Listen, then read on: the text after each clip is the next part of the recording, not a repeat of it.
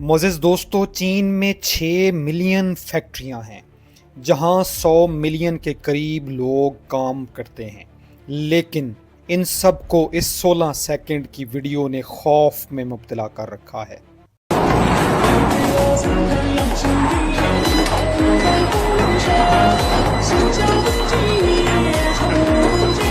یہ فیکٹری مکمل طور پر اندھیرے میں آپریٹ کرتی ہے، جہاں پر no human, no worker and no light کا اصول چلتا ہے، اور جہاں پر اے آئی راج کرتی ہے۔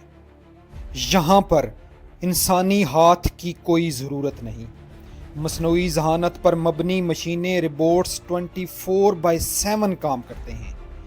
یہاں پر اے آئی سے جڑے ایسے سینسرز، روبوٹس اور مشینیں لگائی گئی ہیں جو خام مال سے لے کر فائنل پروڈکٹ کے تمام مراحل کو مانیٹر کرتی ہیں، اور کسی بھی معمولی غلطی کو بڑا ڈیفیکٹ بننے سے پہلے ہی پکڑ لیتی ہیں۔ اور حیرانی کی بات تو یہ ہے کہ اس کی کامیابی کی شرح 99.99% ہے۔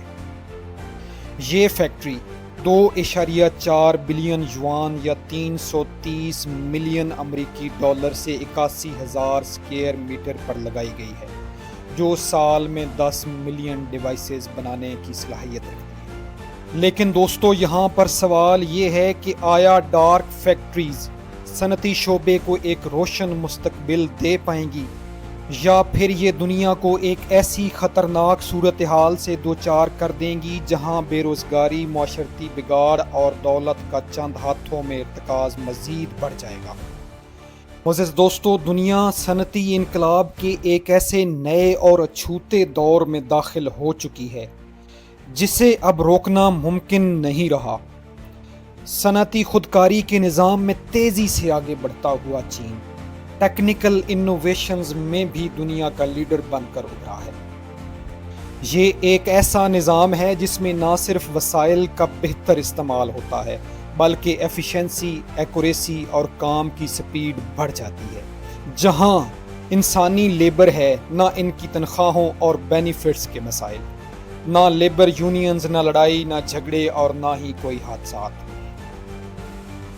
کیونکہ انہوں نے اے آئی پر مبنی ایسا نظام ڈیولپ کر لیا ہے جہاں نہ مشینوں اور روبوٹس کو چھٹی کی ضرورت ہے، نہ وہ سوتی ہیں اور نہ ہی وہ آرام کرتی ہیں۔ یہ سسٹم 24/7 چلتا رہتا ہے۔ لیکن اس نے دنیا کو ایک نئی ریس میں مبتلا کر دیا ہے۔ سال 2022 میں چین نے 2,90,368 روبوٹس انسٹال کیے۔ چین کی فاکس کون اور BYD کمپنیاں اس شعبے میں سب سے آگے ہیں۔ فاکس کون نے تو سال 2016 میں ہی اپنی ایک فیکٹری میں 60,000 ورکرز کو روبوٹس کے ساتھ ریپلیس کر دیا تھا۔ سال 2027 تک چین کا 42% کاروبار خودکار نظام پر شفٹ ہونے والا ہے۔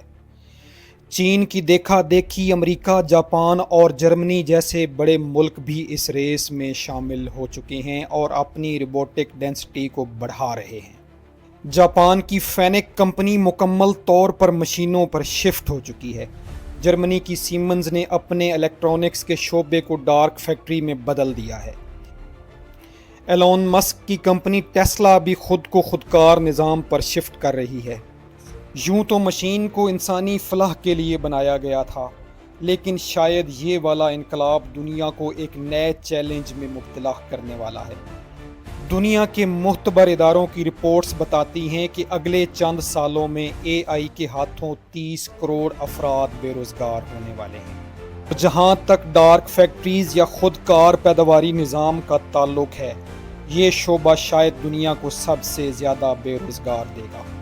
صرف چین میں اگلے 5 سالوں میں 42% کاروبار آٹومیشن پر شفٹ ہو جائے گا۔ اگر بر وقت کوئی میکانزم نہ بنایا گیا تو یہ بے روزگاری معاشرتی ڈھانچے کو ادھیڑ کر رکھ دے گی۔ ورلڈ اکنامک فورم کی رپورٹس کے مطابق اگلے 5 سالوں میں 30% نوکریاں اے آئی کی انٹیگریشن کی وجہ سے ختم ہو جائیں گی۔ یہ خودکار نظام in even distribution of wealth کو اور زیادہ بگاڑ دے گا۔ دنیا کی دولت چند ہاتھوں میں سمٹتی چلی جائے گی۔ امیر اور غریب کا فرق مزید بڑھ جائے گا۔ اس خودکار نظام کی وجہ سے چھوٹی انڈسٹری کو بھی بہت زیادہ نقصان پہنچے گا، کیونکہ ڈارک فیکٹریز کا کانسیپٹ بہت زیادہ مہنگا ہے اور چھوٹے صنعت کار اسے افورڈ کر سکتے ہیں، نہ ہی اس کے ساتھ کمپیٹ کرنے کی صلاحیت رکھتے ہیں۔ دوستو، صنعتی شعبے میں پیدا ہونے والی تبدیلیوں کو روکا تو نہیں جا سکتا، لیکن ان کو ریگولیٹ کر کے ڈیمیج کو بڑی حد تک منیمائز ضرور کیا جا سکتا ہے، کیونکہ بے لگام اے آئی دنیا کو تباہی کے دہانے پر لا کھڑا کرے گی، اور اس پر رولز اینڈ ریگولیشنز لگانے بہت زیادہ ضروری ہیں، ورنہ دنیا ایک بہت بڑے انسانی المیے کا شکار ہو سکتی ہے۔